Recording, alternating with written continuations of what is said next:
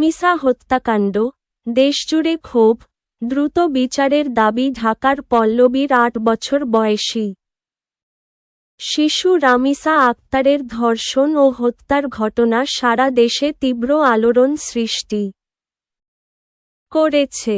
Police জানিয়েছে, প্রতিবেশী সোহেল রানাকে প্রধান অভিযুক্ত হিসেবে গ্রেপ্তার করা হয়েছে এবং তিনি আদালতে স্বীকারোক্তিমূলক জবানবন্দি দিয়েছেন। তদন্তে ডিএনএ ও অন্যান্য ফরেনসিক রিপোর্ট জমা দেওয়া হয়েছে, যার ফলে মামলার চার্জশিট দাখিলের পথ আরও সহজ হয়েছে। তদন্ত কর্মকর্তারা দ্রুত বিচার নিশ্চিত করার লক্ষ্যে কাজ করছেন। এই নৃশংস ঘটনার পর দেশের বিভিন্ন স্থানে শিক্ষার্থী, অভিভাবক ও সাধারণ মানুষ মানববন্ধন ও বিক্ষোভ কর্মসূচি পালন করেন।